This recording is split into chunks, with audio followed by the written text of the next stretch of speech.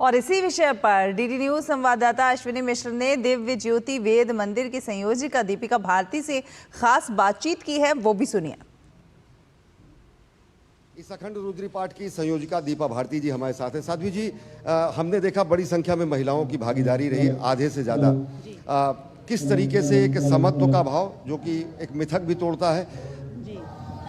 देखिए, ये जो मिथक है आज समाज में कि जो नारी हैं वो वेद मंत्रों का उच्चारण नहीं कर सकती, इसको गुरुदेव सर्वश्री आशुतोष महाराज जी ने यथार्थ रूप में यहाँ पर तोड़ा है और जीवंत किया इस भाव को कि नर और नारी इक्वल पार्टिसिपेशन जो है उनका आपने देखा यहाँ पर जो अखंड रुद्री पाठ महादिव्य अनुष्ठानम किया गया, वहाँ पर नारियों ने भी बढ़ चढ़कर वैदिक मंत्रों का उच्चारण किया। तो बात ये नहीं है कि नर उच्चारण कर रहे हैं या नारी उच्चारण कर रहे हैं, बात यह है कि महाराज जी ने जो गुरुदेव सर्वश्री आशुतोष महाराज जी ने जो हमें सिखाया और उनके मार्गदर्शन में जो हमने सीखा वो ये कि एक ब्रह्म ज्ञानी साधक जो ब्रह्म ज्ञान में दीक्षित है, जो ध्यान साधना करता है, जब वो विश्व कल्याण के लिए कोई भी कार्य करता है तो वो सफल ही सफल होता है, फिर चाहे वो नर हो या नारी हो। और वो भेद भी यहाँ पर समाप्त हो जाता है। कुंभ में अगर देखें तो सारे भेद, सारी रूढ़ियाँ टूट जाती हैं। नर नारी का भेद समाप्त हो जाता है, जातिगत भेद समाप्त हो जाते हैं। ब्रह्मात्मय के बोध की सबसे अगर सबल भूमि है तो ये महाकुंभ भी है।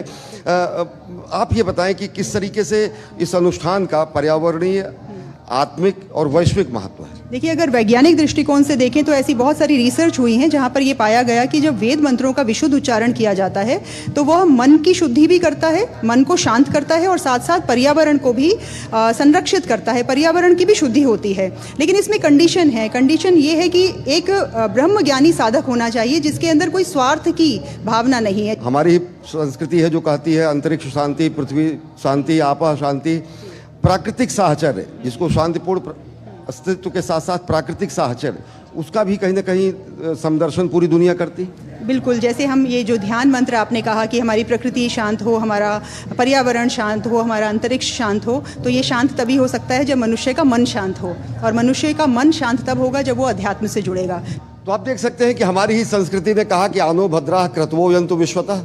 हमारी ही संस्कृति ने कहा कृण्वन्तो विश्वमार्यम, यानी हम पूरे विश्व को श्रेष्ठ बनाएं और सभी ऐसे सद्विचार जो सभी दिशाओं से आएं वो हमारी तरफ आएं और उन सद्विचारों का संग्रह करके हम विश्व कल्याण की कामना करें। हमारी ही संस्कृति कहती है धर्मो रक्षते रक्षता, और हमारी ही संस्कृति कहती है वसुधैव कुटुम्बकम।